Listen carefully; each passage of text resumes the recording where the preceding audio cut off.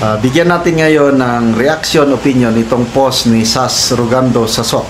Sabi niya, "But the Filipino people from whom sovereignty arises will not disregard the Supreme Court decision." Tapos ipinost ni Sas Sasot ang pahayag ni Senator Soto na meron daw legal luminary na nag-advise sa kanya na pwedeng i-disregard ang Supreme Court decision. So yan o, ito yung exact word ng senador. "Being a member of the impeachment court, I would rather hear what the House of Representatives has to say. I was just told by a legal luminary that in this situation we can disregard the Supreme Court decision. Let me study that advice." Kaya ang tanong ngayon, sino yung legal luminary? Mas magaling pa ba itong legal luminary na ito kaysa sa 15 active members ng Supreme Court who decided unanimously na unconstitutional yung impeachment case na isinampa laban kay BP Sara? Okay. So, binasa ko ang mga comments, nagkaroon tuloy ako ng idea kung sino. Kahit hindi pinangalanan ni Senator Soto, kailang we can deduce. May mga posible. Okay, isang posible ito si Daniel Long, isang very intelligent. Ganahan ko sa kanyang mga comments, mga post. Matalino itong si Daniel Long. Sabi ni Daniel Long, "How much do you want to bet that his legal luminary is Carpio?" Makipagpustaan daw kayo. Ang hula o ang opinion ni Daniel Long, si retired Supreme Court Justice Antonio Carpio ang legal luminary na sinasabi ni Senator Soto na nag-advise sa kanya na pwede niyong i-disregard yan, go on, ituloy niyo ang impeachment trial.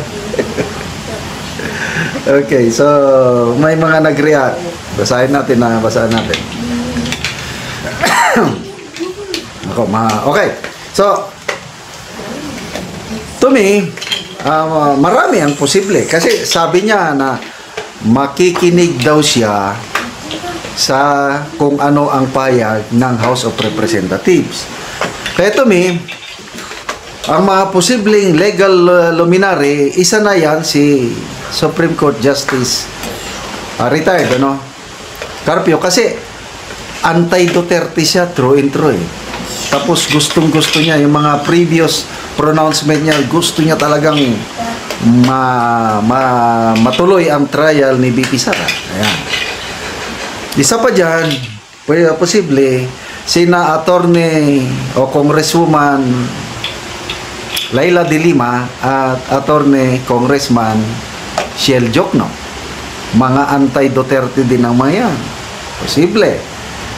Yung spokesperson ng House of Representatives, si Attorney Bokoy o Bodoy, I'm sorry, hindi ko kabisado.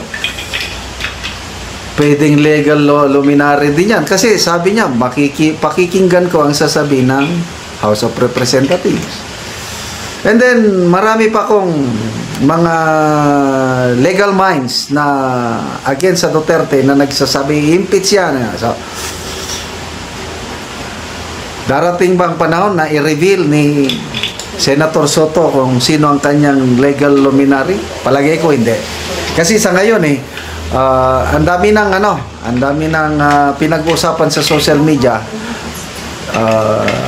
Napupuna o nababatikos si Senator Soto tungkol sa kanyang legal luminary. Mabigat yung post ni Senator Juan Miguel Zubiri. Sabi niya, sa mga kasamahan ko na gustong ipagpatuloy ang impeachment trial after the Supreme Court has decided. Ito ang sagot ko. We might be courting contempt order from the Supreme Court kung gusto nating ituloy ang impeachment trial.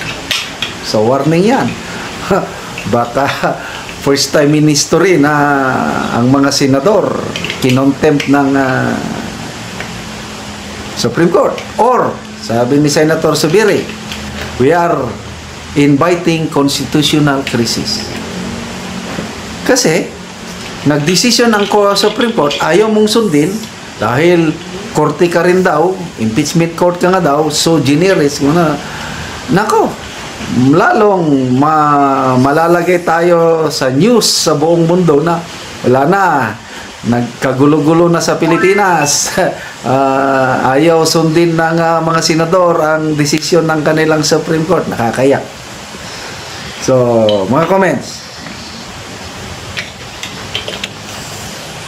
Ricky Tajoski, if Supreme Court SC decisions can be disregarded, why not abolish them? Does he just honor their decision if it suits his interest? Ganyan ang nangyari. Dahil ayaw nila yung decision ng Supreme Court, pinagdududahan. Naguguluhan. Si Senator Hontiveros, sabi niya, naguguluhan ko sa decision ng Supreme Court nito. Paano naging violation ng 1-year bar rule yung ginawa ng HOR? Bones Mendoza, doon sana ako sa laban ni Diwata at ni Basti Popusta. Nakita ko itong comment mo. Bet ako ng piso na yung luminary sinasabi niya ay si Carpa. Capre. Carpio ba yan? Ginawa ng katotohanan. April Tuayon. 20 na ako, 20 pusta. 20 na ako, si Carpio, yung luminary na pundido na. Pundido dahil retired na eh. Pong Madria Mondano. Legal luminary na ugo. Gerald C. Sabi niya, yep, he is the pro-impeachment camp's favorite legal expert. Corazon Marquez. Mas okay pa si Associate Justice Ascuna, mas maayos ang mga puntos. Agree ako. Mulat sa poll, naging consistent si Justice Ascuna. In the same manner, on the other side, mulat sa poll, consistent din si Justice Carpio na anti-Duterte, pro-impeachment, bira. So, mga legal luminaries yan. So, kanino tayo maniniwala? Sinong masusunod? Of course, ang Supreme Court, yung mga active, kung ano yung desisyon na yun na yun. Sumunod na lang tayo, sabi ni Senator Zubiri, period. Sumunod tayo. Kahit ayaw yung desisyon, matulog na ako. Okay, salamat mga kaibigan sa inyong pagsubaybay sa ating channel. Nakakatulong.